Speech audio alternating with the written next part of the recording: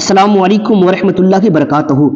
हिंदुस्तान की सरजमीन पर एक एक करके जिस तरीके से हमारी मस्जिदों को टारगेट किया जा रहा है, अब यह है कि हिंदुस्तान के सबसे बड़ी खानकाह हज़रत ख्वाजा गरीब नवाज रहमतुल्लाह अलैह के मज़ार मुक़द्दस को टारगेट किया गया है।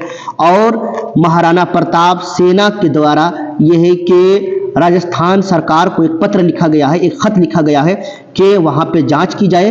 वहाँ हमारी मंदिरों को तोड़ करके मज़ार बनाया गया है और ये कार्रवाई शुरू की जाए। वो पत्र क्या है और ये पत्र आप देख रहे होंगे। मैं चाहता हूं कि उस पत्र को, उस लेटर को आप तमाम हजरात के सामने में पढ़ करके सुना दूं कि उसमें लिखा क्या है। इसमें लिखा है कि महाराणा प्रताप सेना राजवर्धन सिंह परमार राष्ट्रीय अध्यक्ष के प्रतिष्ठा में आदरणीय भजन लाल शर्मा जी मुख्यमंत्री राजस्थान प्रदेश के विशेष अजमेर में स्थित दरगाह की जांच कराने बाबत महोदय, महाराणा प्रताप सेना लंबे समय से मांग कर रही है कि अजमेर के स्थित दरगाह की जांच की जाए, क्योंकि वह दरगाह नहीं है, हमारा पवित्र हिंदू मंदिर है। पिछली बार भी हमने इस विषय पर कांग्रेस सरकार को पत्र भेजे थे, लेकिन हिंदू विरोधी कांग्रेस सरकार ने इसे गंभीरता से नहीं लिया। राजस्थान प्रदेश के अनेक जिलों में जन जागरण यात्रा करने के दौरान अनेक लोगों ने हमारी मांगों का समर्थन किया है। लिहाजा आपसे अनुरोध है कि जिस तरह आज अयोध्या, बाबरी तथा वाराणसी में स्थिति यह है कि ज्ञान वापी की जांच की गई है, इसी तरीके से अजमेर की स्थित दरगाह की जांच कराई जाए। अंत संबंध में आवश्यक दिशा निर्देश भारतीय पुरातत्व सर्वेक्षण विभाग को जारी करने की कृपा करें, हम प्रतीक्षा में हैं। यानी कि महाराणा प्रताप सेना ने एक पत्र लिख करके राजस्थान सरकार को दिया है और अजमेर दरगाह के खिलाफ ये है कि कार्रवाई करने की मांग की है, जांच करने की मांग की। और उन्होंने कहा है कि यहाँ पे हमारी एक पवित्र मंदिर बनी हुई है जिसको तोड़ करके अजमेर दरगाह बनाई गई है। यकीनन जिस तरीके से फैसले उनके हक में हो रहे हैं, यकीनन जिस तरीके से एक एक करके हमारी मस्जिदों को टारगेट करके उनके हवाले किए जा रहे हैं, खुदा न करे कि ये दिन भी हमें देखने पड़ जाए कि अजमेर दरगाह को भी तोड़ करके वहाँ पे मंदिर तामीर करने की इजाज़त दी जाएगी। चूँकि कोर्ट उनके हैं, कचहरी उनके हैं और तमाम तरह के जज उनके हैं, वकील उनके हैं और तमाम लोग उनके हैं, तो फैसला भी उन्हीं के हक में जाएगा।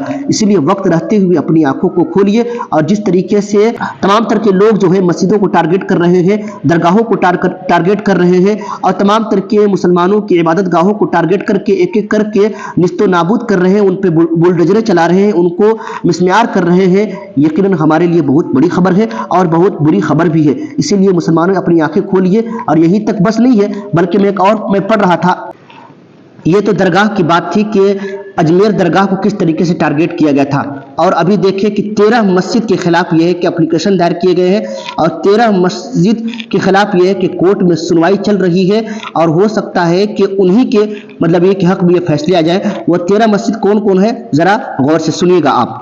वो ये है कि पहला मस्जिद कुव्वतुल इस्लाम कुतुब मीनार दिल्ली, दूसरा जामे मस्जिद दिल्ली, तीसरा ताजमहल आगरा, चौथा शाही ईदगाह मथुरा और पांचवा जो है कमाल मस्जिद धार और छठा जो है आस्ताने गरीब नवाज और सातवां जो है जामे मस्जिद पाटन और आठवां जो है मस्जिद आला मैसूर और नौवां जो है देवल मस्जिद निजामाबाद तेलंगाना और 10वां जो है अदीना मस्जिद पिंडोल और 11वां जो है जामे मस्जिद मांडो और 12वां जो है जामे मस्जिद संभल और 13वां जो है जामे मस्जिद अल्तमश उज्जैन।